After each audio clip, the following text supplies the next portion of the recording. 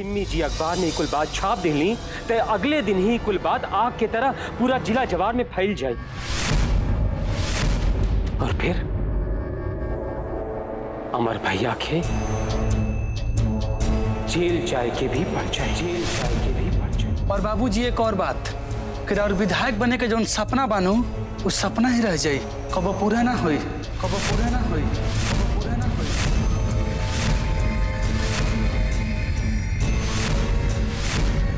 गाना सुनो, घर के लंका हवा के दुश्मन दुश्मन काल जाला के टाइम भी साथ घर छोड़ के शिकार करेले।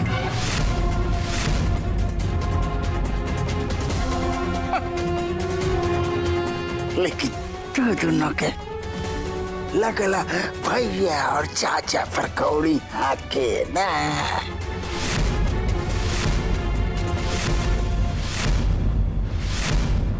हद नहीं खे, हाँ? घर में एगो नया दुल्हन आइल पड़ी तो रंग में भांग डालने वालो, घर में सहनाई बाजे के चाहिए तो रण क्षेत्र बनौले वालो, रण क्षेत्र बनौले वालो। क्योंकि धमकी दिहल जाता तो क्योंकि बेइज्जती कइल जाता। तुम लोग का सोच रहल बाड़ो लोग, हाँ? कौन जन्म की कोई कसर पूरा कर रहल बाड़ो लोग? ना माई, कोनो कसर पूरा नहीं के करत जा। ई लोगन के ना जलन होता। ई का कही हंस हमके त लागत ना कर के दिखाई हंस, ना कर के दिखाई हंस, ना कर के दिखाई हंस। अब एमे कौन सा बड़हन बात बा? अरे इहो कुल जौने के जौन मन करे पसंद कर ले कुल, केहू ए कुल के रोके वाला बा। लेकिन हाँ, तिजोरी भरले के तैयारी पहले कर ले सो। काहे से कि आजकल के मेहरारू ना ठट्ठा पना रहे वाली बाड़ी सो।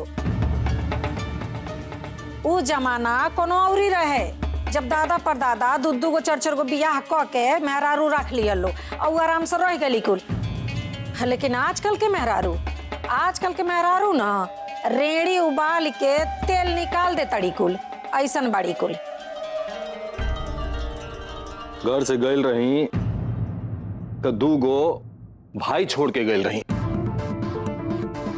और जब घर में वापस आलिया ना तो 2 गो पट्टीदार दुश्मन से हमार भेंट भइल, दुश्मन से हमार भेंट भइल, दुश्मन से हमार भेंट भइल। भौजी के ढाल बना के भाई का खिलाफत हो रहा बा। अमर भैया, हमके भी रउआ के ऊपर बहुत फकर रहे। हम तो यह सोचत रहनी है कि रउआ आरती भाभी की खुशी के खातिर, आरती भाभी के ऊपर चढ़ल कर्जा के चुकावे खातिर घर के छोड़ के गई रहनी। लेकिन जब रउआ वापस आई नहीं है ना, तो आरती भाभी के सामने दुख के पहाड़ खड़ा कर देनी है। मंगलसूत्र तो चाचा जी के पैसा देके वापस ले लेनी है, लेकिन वो मंगलसूत्र के का मतलब निकला? बोली नू, रउआ दूसरा शादी करके एगो नई दुल्हन लेके घर में आ गई नहीं,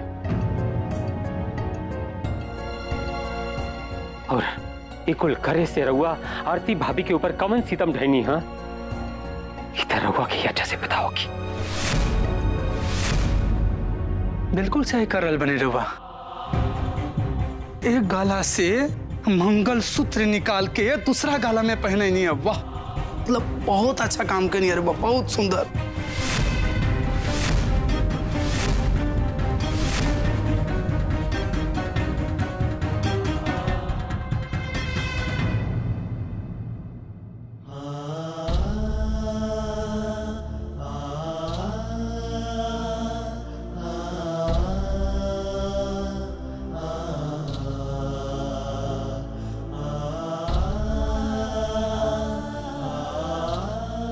देवर जी, बबुआ जी, रउआ दोनों जनी बात का काहे इतना बढ़ा रहल बानी? पता बानू की बात ओखी के पता ही नियन होला। अगर तनको एन्ने वन्ने हो जाला नू तो ओकरा से हाथ कटे में देर ना लागेला।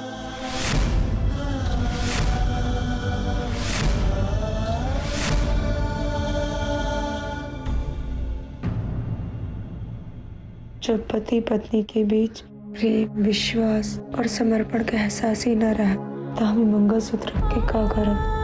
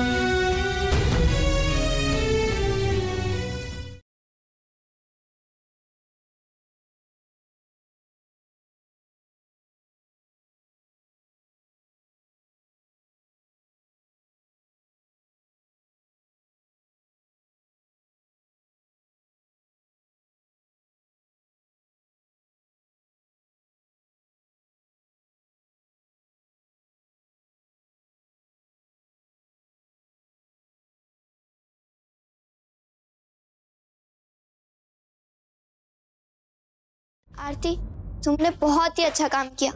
कम से कम तुम्हें ये तो समझ आया कि गोदावरी का अधिकार क्या है। गोदावरी के गले में मंगलसूत्र और तुम्हारे गले में लाल धागा, यही अमर के लिए तुम दोनों का अधिकार है और उसका प्यार है। ये फर्क हमेशा अपने दिमाग में रखना, कहीं भूल मत जाना।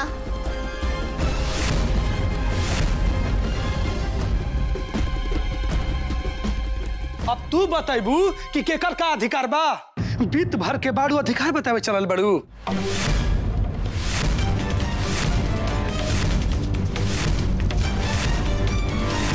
अब हम बताई तहार अधिकार की घर पे तहार का अधिकार बा।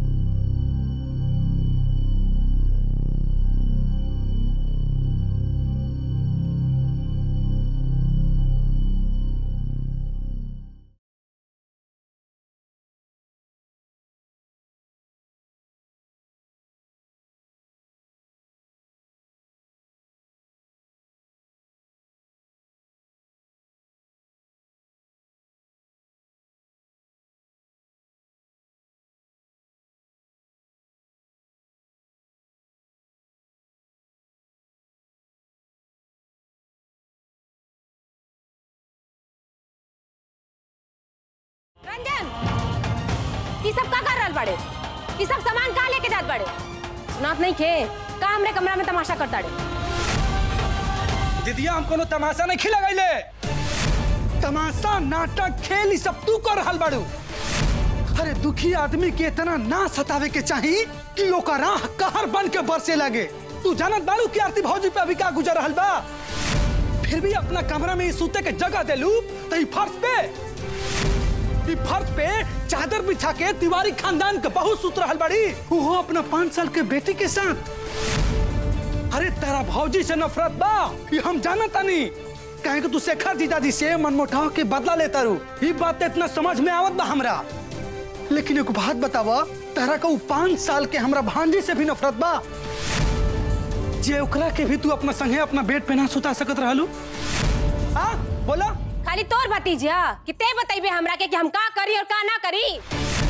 वो 5 साल की बच्ची ना सुते ले तो हाथ पैर मारे ले, सुता के अपना साथे हाथ नाक फोड़वा ली। अच्छा तारू नाक मुंह फोड़ देती है, ऐसा हो गल बिया उलट मम्मी। अरे ये कहे नहीं खूब कहत कि तेरा बदला के आग में तारी करेजा उसीनात बा, ऐसे तू इस सब कर रहल बाड़ू। इस सब भौजी के सामान चादर में बनवा के कोना में रखवा देले बाड़ू, जैसे वो खाना बदोस बंजारन होकस। रंजन ते ढेर बोला ताड़े, इतने भौजी के फिक्र बना, सामान उठा लेके जाओ। एक तो अपना कमरा में उनके रोए देनी है, उनकरा रेगनी के काटा जैसे चुभाता नहीं ना, लेके जो सामान है जैसे। तो हम ले जाही आइल बानी, बहुत कल लो तू लोग उनकरा ऊपर अत्याचार, हमें जब नहीं देख सका तुमकरा कैसे ले जाही आइल बानी। लेके जाओ जो चाहे सहाय क्या बना दे दिया, गुलाम बन गई बा, काजन का जादू कैले पिया।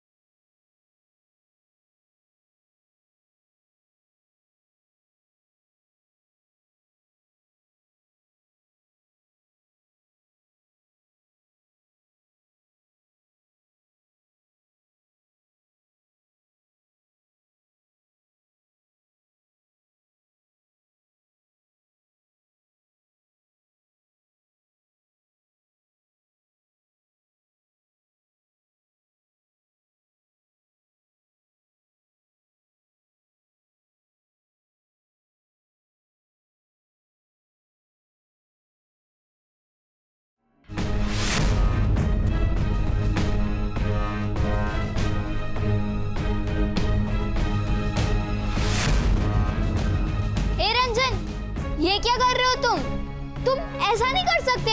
तुम गोदावरी का सामान निकालकर फिर से आरती का सामान क्यों रख रहे हो? यहाँ पे पीयू और आरती नहीं रह सकते। तुम समझ रहे हो मैं क्या कह रही हूँ? तू कोनो चाइनीज भाषा नहीं खूब बोलत के हमरा समझ में नहीं खे आवत। हमरा सब समझ में आवता और तू का कहल चाहता रू हम वो समझता नहीं, लेकिन अब हम का कहल चाहता नहीं वो तू समझ। और माता तू तो देखा था हम काम करता नहीं, तो अपनी बकवास के लेक्चर जाके जे सुने खातिर तरसता नु ओकरा के दा। हमरा तरह लेक्चर सुने में कोनो इंटरेस्ट नहीं खे, हमरा के बकवास दा माता। जा जा हमने सुनावा। और एक बात हम आते ई जोन रूम बानू आरती भौजी के रहे, आरती भौजी के बा और आरती भौजी के रही, माइंड में गांठ बांध के रख ला। तो फिर हम लोग कहाँ रहेंगे? हम ठिकाना ले ले बनी कहाँ रहबू? हाँ तू और तार माई जा बारी रहा कतई रहा, हमरा क्या मतलब उससे?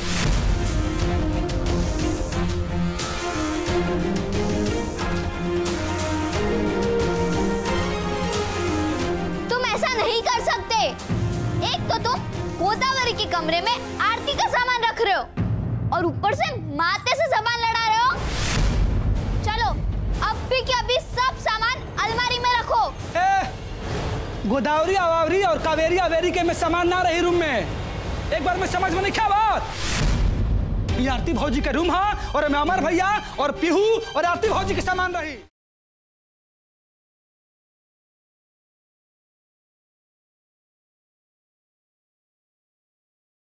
देखो अमर, तुम्हारा ये छोटा भाई कितनी बेअदबी कर रहा है, रोको इसे। गोदावरी का सामान निकालने से और आरती का सामान रखने से अभी इसी वक्त रोको, नहीं तो अनर्थ हो जाएगा। अनर्थ हो जाएगा, अनर्थ हो जाएगा। ओ कौनो अनर्थ वनर्थ ना होई, हई पकड़ा और समेटा निकला जैसे अनर्थ हो जाए। बहुत बड़ी बड़ा का अनर्थ करे वाली। आरती और पीहू अब इस कमरे में नहीं रह सकते, क्योंकि अब अमर के संग हम और गोदावरी रहेंगे। बोलो ना अमर।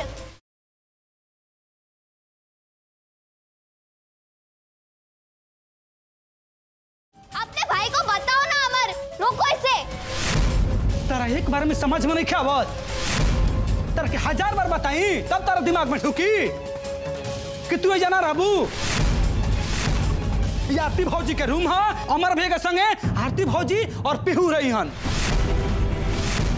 रंजन ते माते के बात काहे नहीं के मानत? माई माते का अगर इनकर बाप भी आ जिनू तो हम इनकर बात ना मानो, साँच कहत नहीं हम भौजी, ई लड़का ना एकदम अधिका हो गइल बा। देखा तड़ू कितना अति कैले बाई। अरे जकरा सामान रखे के बा अपने कमरा में ओकरा तो कोनो तकलीफ है नहीं के, ई पता नहीं काहे अपन खूंटा लाल कैले में लागल बा।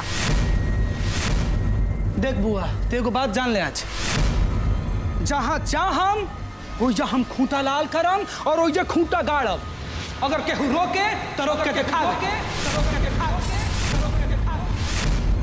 अमर, तुम रोकोगे या खड़े खड़े तमाशा देखते रहोगे? तुम बोलो या ना बोलो रंजन को, पर एक बात कान खोलकर सुन लो। अगर गोदावरी और हमें इस कमरे से जाना पड़ा तो गोदावरी बल्कि इस कमरे से ही नहीं, इस घर से भी बाहर चली जाएगी। क्योंकि तुम भले मेरी बात को मानो या ना मानो, गोदावरी मेरी बात को जरूर मानेगी। अब तुम देखो तुम्हें क्या करना है, फैसला तुम्हारे हाथ में है, तुम्हारे हाथ में है, तुम्हारे हाथ में है।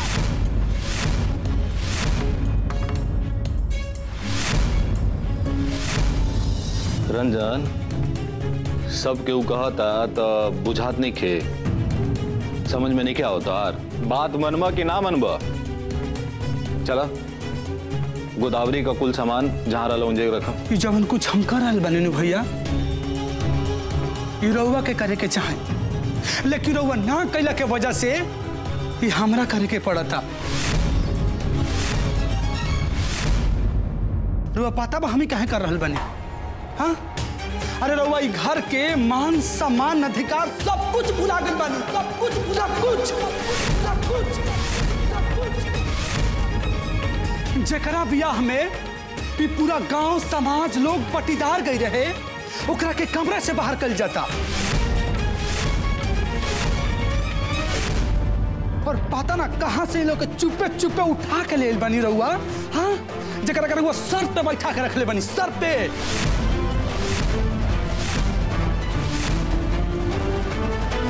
जौन कही है रहुआ तौने करम, जैसे जैसे कही है रहुआ वैसे ही करम।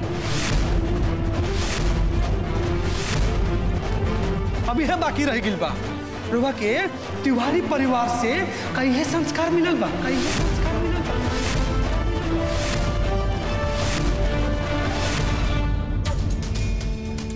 रंजन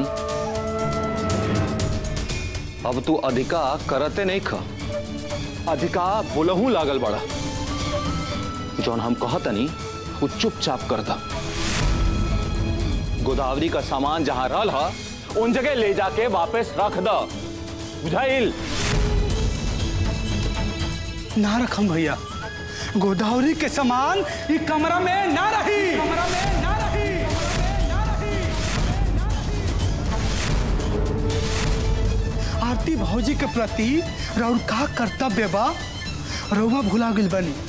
हम ना, हम एगो देवर हई और देवर के का कर्तव्य होला हमरा पता बा, और हम करब, और हम करब। ये गोदावरी और ये लड़की ये घर में ना रही तो ना रही,